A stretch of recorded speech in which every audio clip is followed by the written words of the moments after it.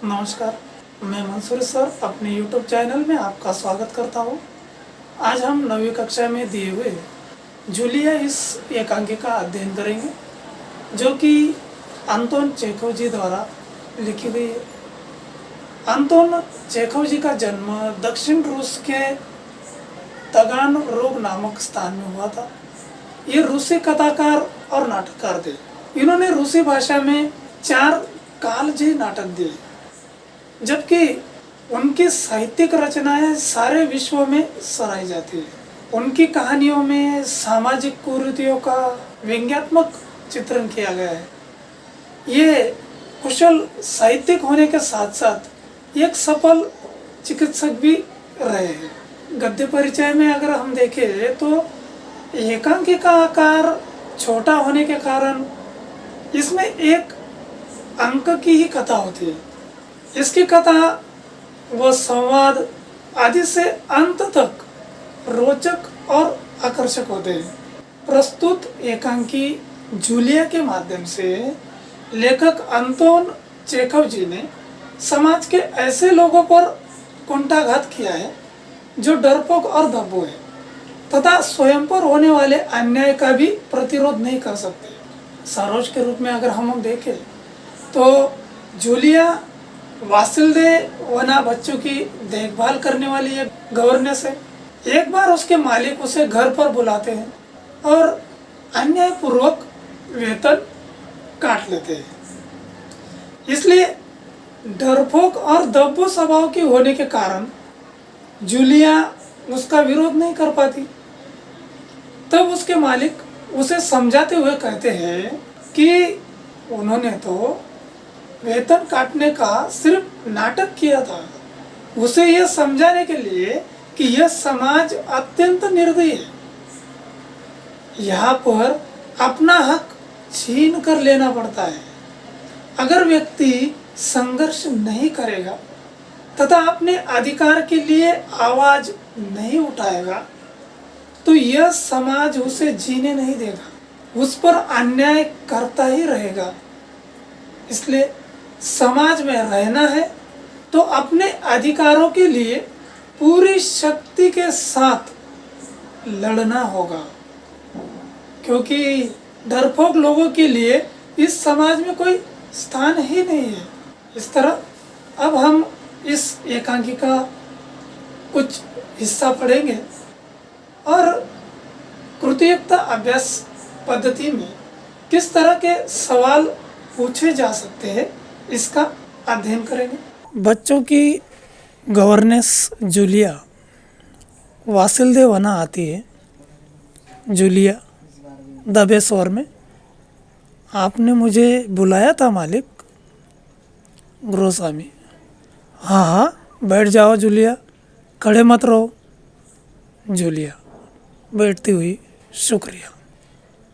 ग्रोस्वामी, Julia मैं तुम्हारी तनख्वाह का हिसाब करना चाहता हूँ।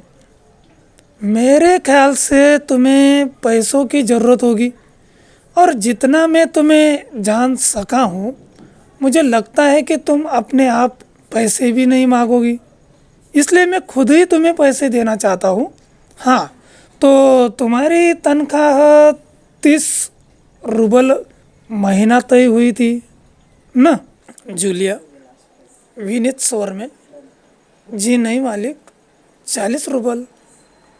ग्रोस्वामी, नहीं भाई, 30।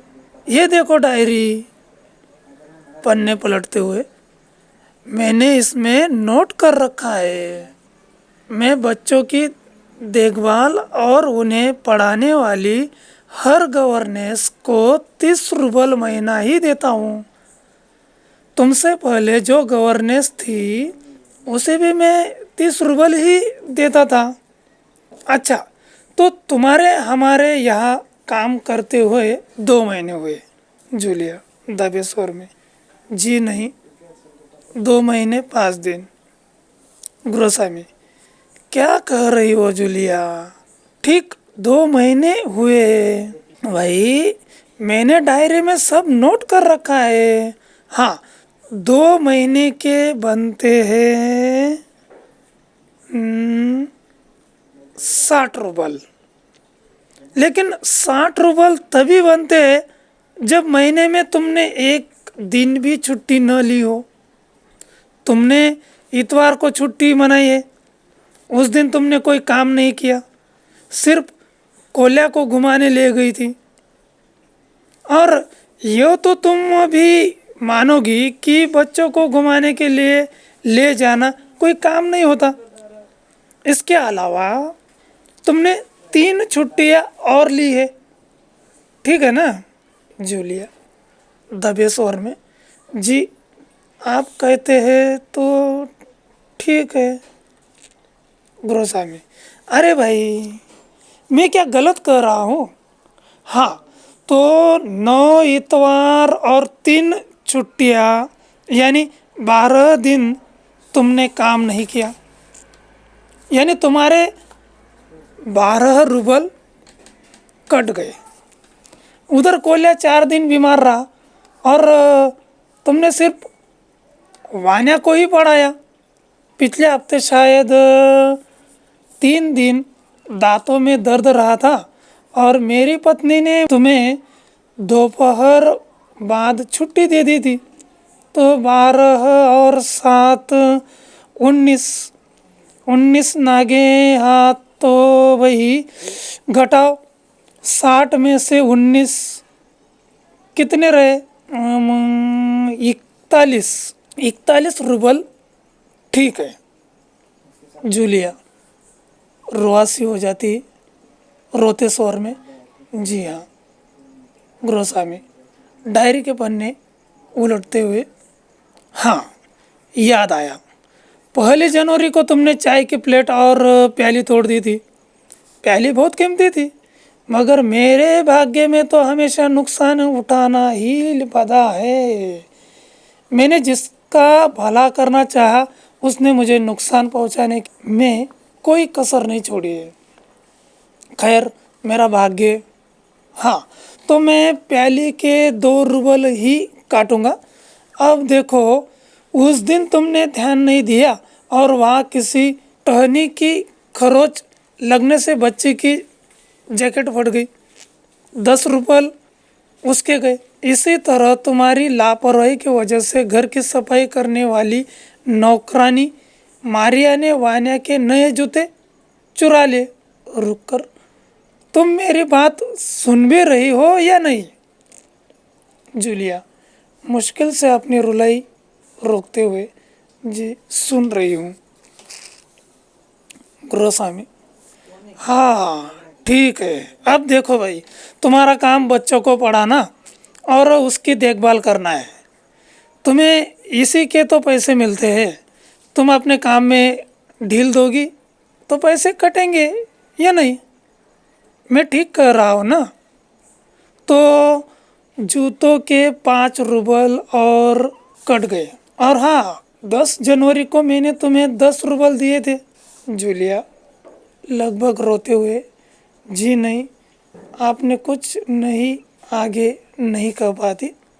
गोस्वामी, अरे मैं क्या झूठ बोल रहा हूँ? मैं डायरी में हर चीज़ नोट कर लेता हूँ।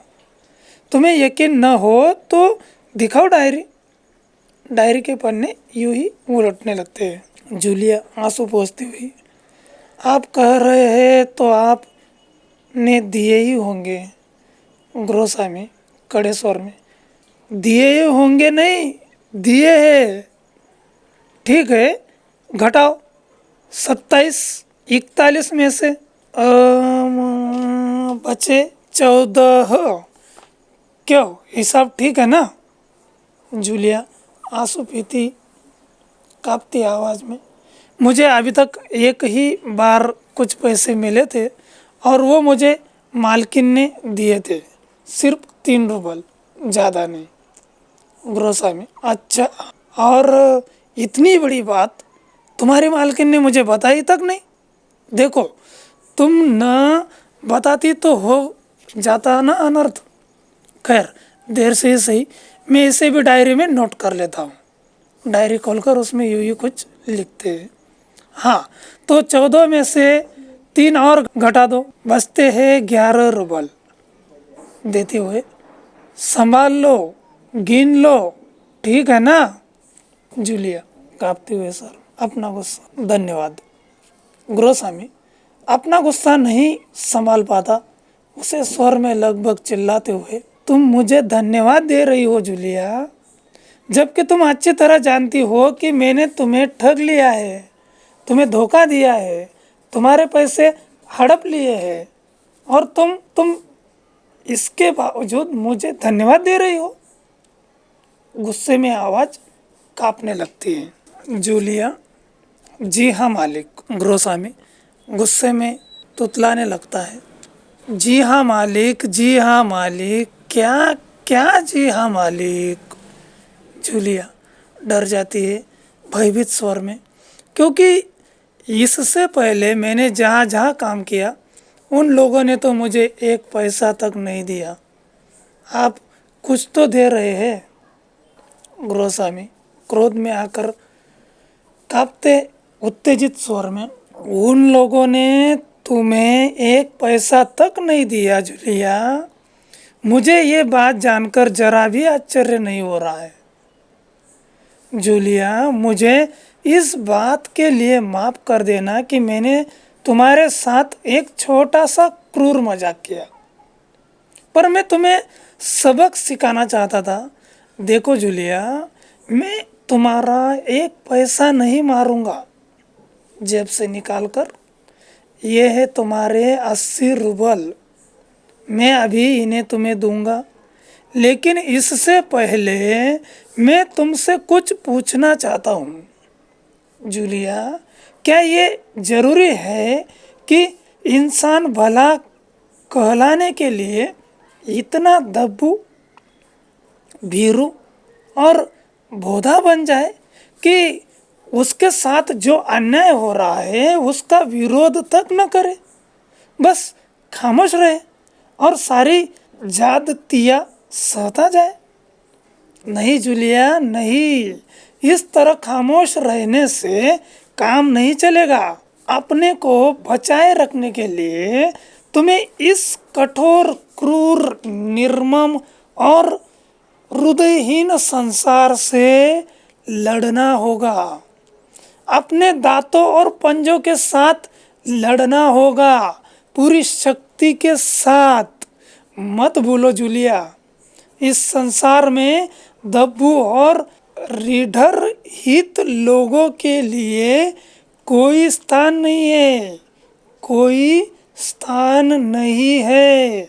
आकलन हेतु संजाल पूर्ण करने के लिए पूछा जाने वाला सवाल है, जैसे जूलिया के मन के भाव दर्शाने वाले स्वर, तो वह स्वर है दबे स्वर, विनीत स्वर। उसी प्रकार ऐसे प्रश्न तैयार करें कीजिए जिनके उत्तर निम्नलिखित हो, जैसे वान्या और रूबल। वान्या के लिए हम प्रश्न तैयार कर सकते हैं, कोल्या के बीमार होने पर जूलिया ने किसे पढ़ाया था? वान्या को। अब रूबल, यह उत्तर में दिया हुआ शब्द है, रूस की मुद्रा को क्या कहते हैं? रूबल। इस तरह हमें प्रश्न बनाने हैं। उसी तरह इस पाठ के अंतर्गत भी व्याकरण से संबंधित शब्द, स्वमत अभिव्यक्ति पूछी जा सकती है। धन्यवाद।